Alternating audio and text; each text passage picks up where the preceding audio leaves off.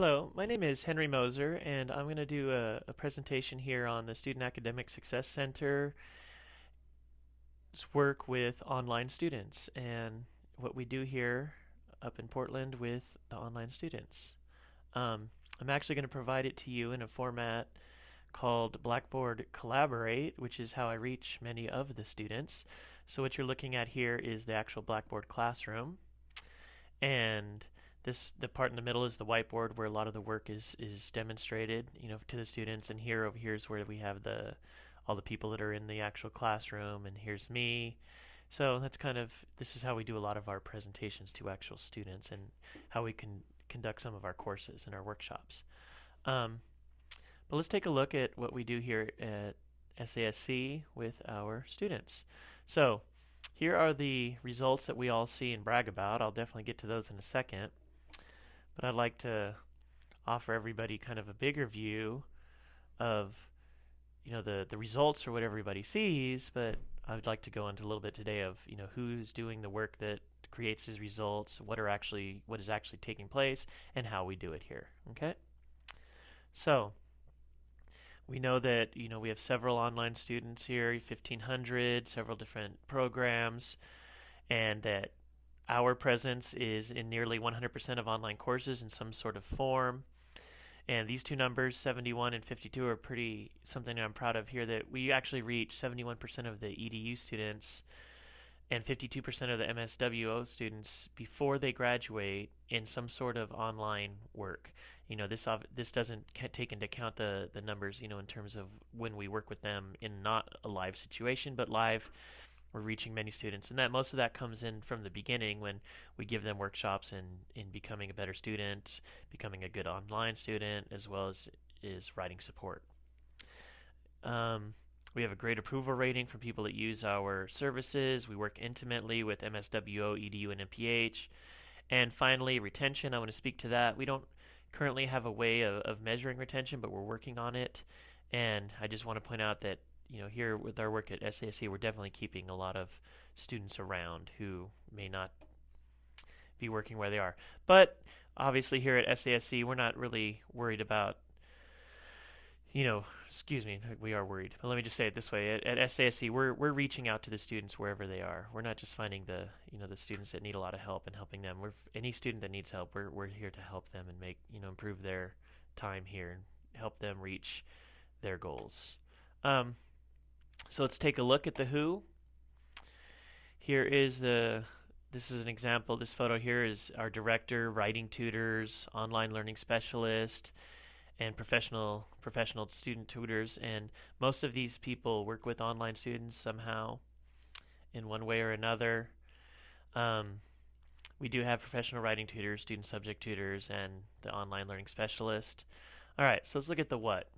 Here's what we do here in SASC. We provide writing support, learning strategies for online success, student conferencing, at-risk student intervention, ESOL assistance, technology assistance, subject tutoring. Okay. I guess would definitely speak to a lot of these later, but learning strategies for online success has become an important workshop and an important student contact tool that we use. We give students ideas for preparing for the online setting and what they can do to improve upon it, and some pitfalls to avoid. And student conferencing is a big one that we do here too. We take a lot of phone calls in terms of students needing help with reaching out to faculty, or students needing help with setting up timelines. And a big thing we do is backward planning. We assist students in becoming better managers of their time. At-risk student intervention, I spoke to that a little bit in terms of keeping students around, and we just do a lot for the online students. So for writing, these are some things that we work on obviously with students. APA formatting is a big one. AMA formatting is a big one. Writing a literature review. We actually have a live online workshop with helping students writing a literature review. Learning strategies. I spoke to time management for online students. That's a big one. How to read difficult material effectively. How to post effective comments on the message board. Netiquette. Discover learning styles. So these are some learning strategies specific to online students. And then what do I have here? I have some technology assistance. let's see, technology you need to be an online student, how to prepare for workshops like this that I'm actually presenting to you, and how to use Blackboard. So it's just some various things that we touch on with the online students. Um, okay, the how. So I broke the how down into synchronous and asynchronous categories. Synchronous is live, that's what we're looking at here, and asynchronous is not live. Asynchronous is considered the old guard of online tutoring. However, a lot of research is showing that the more synchronous instruction we have, is the more effective in terms of it's more engaging, adaptable, communicable, and ultimately it's more effective. Um, so, obviously, with learning support and working with online students, we're trying to mirror that, and not only mirror it, we're leading it in some cases to provide more of a synchronous environment. It's been my largest goal since coming to UNE to incorporate more synchronous learning environments, learning availabilities for online students. But of course, we utilize asynchronous tools as well, so I'm going to describe some of those tools here quickly. Synchronous offerings. We have phone conversations, and I have examples of these, but these are basic, conversations we have with students who give us a call. Let's see what this one's got for us. Right, right.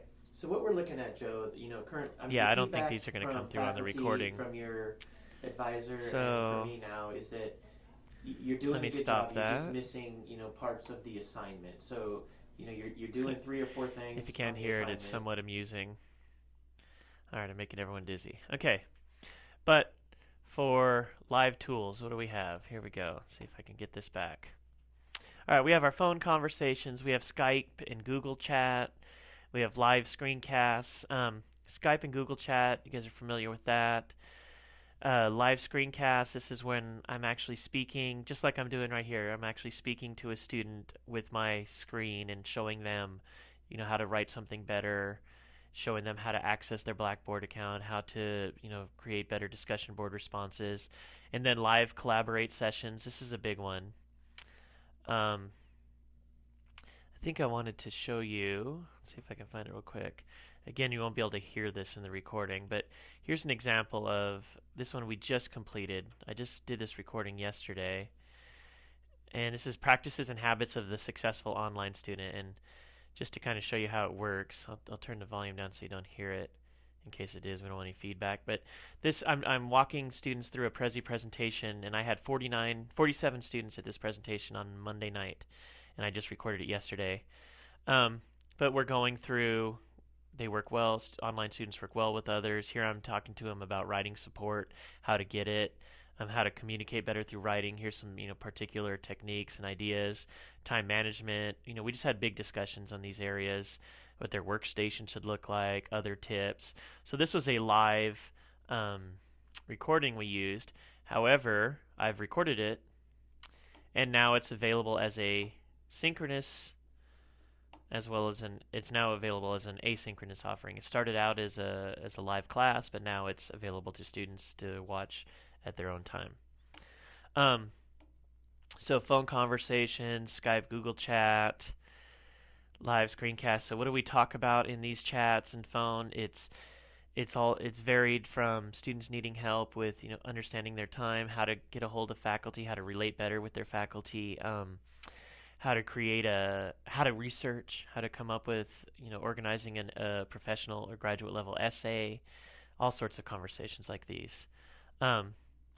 Here's some asynchronous offerings. Obviously, email, back and forth. We should meet at this time. I'd like to get to hold you on the phone. If we're not getting a hold on the phone to each other, then maybe it does work with email.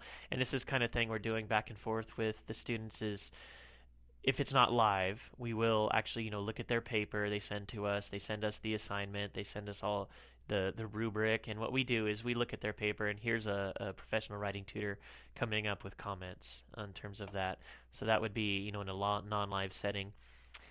This is a screencast of a student paper. This is interesting. What we do here is we actually have a student, we're talking to a student live through the computer or on the phone, and they're looking at our computer. And let's see if we can watch this without any audio. Let me turn the audio off. Okay, good. So this is actually Lori working with a student online. and they're not looking at her paper. This is actually the sample paper. But she's going over the paper with the student while the student is watching it and commenting and relating. Again, this is not a live one. This is actually Lori looking at someone's paper, giving examples, and sending it to them. And so the student will actually open up this file and listen to Lori speaking to her paper. Okay, that's what this is. However, we can do this live as well. All right. This is a big one. This is our web page that we've created for online students, and this has been an ongoing project that took most of 1 year. But I'd like to show everyone that quickly. So here it is, our online learning assistance center. Here's the workshop that we just did, and I've already got it up for students to find or for students to check out. But it's broken up into my 3 big groups that I work with: social work student page, public health, and education. Other online programs, links to finding us on Facebook, our YouTube page, which has a bunch of recordings available for the students. And here's a calendar. These are the workshops that we're doing this month. But just to give an example, let's go into, say, education student page. So this is what we have for this education students: APA help, writing help. And again, this stuff is all broken down. So what does APA writing help for education students look like? APA overview, how to write. These are all videos we've created. Here's documents that we have for the students. And again, so this is just how to access a writing tutor right here. This has just been a real collaborative effort, with the staff and I, to create as many resources as possible, and we duplicate many of them in order to reach as many students as we can. But again, this would be a non-live or asynchronous learning environment. However, many of these things that you see over here were actually created, like this paraphrasing and plagiarism video was actually created in a live setting. Now it's available to the students in another one. All right, so that's our web page. See if I spoke to everything. This was a big one, the Online Learning Assistance Center. So they have access to pretty much everything getting to this page. And how to access this is always something I go over in our presentations, and it's also embedded in the orientation of many of the courses, is to get access to this and how to contact us for assistance. Let's see, where am I? All right. So, recorded sessions. Now this is one I showed you real quickly. I'll speak to this. This is actually a recording that I will do. I'll videotape Brenda or Nora, and they're doing presentations with students, live students, non-online students, and obviously this stuff would pertain to an online student as well. Citations for anthologies, the who, what, where of APA formatting, and what I'll do is I'll record it and then I'll present it. I'll present it somehow to the students online, depending on the format needed. So that's the big how, or the what. This is how we present it. We present a lot of stuff to them, how we do it in various formatting. I'm trying to keep this short, but it's a ton of work. The old saying, "We're enjoying about the journey," certainly applies here, because this position has been a journey, and we get honestly nothing but good response from faculty, from students, and people are appreciative of our work. And I would like to take this second to speak to, let's see, let's go back to our page, stop our sharing. This has taken quite a bit of getting used to how to use this classroom too. But I'd like to speak to the fact that I've worked with other schools in conferences, across the country, and I see what they're doing, and obviously I take as much as I can with their good ideas. However, and I'm going to be honest here, we are at the top / leading the way. At least we were a year ago or 2 years ago, leading the way in terms of assisting online students with academic support. And I'm looking at big universities, Penn State, and then these online schools, National University, and I look what they do, and it was just kind of innate to us to create a program that would help the students and how to do it. And schools watch us and they wonder, how we did it, what kind of budget. And these people have, massive budgets just to do this. And we came up on it, with our own research and our own hard work. And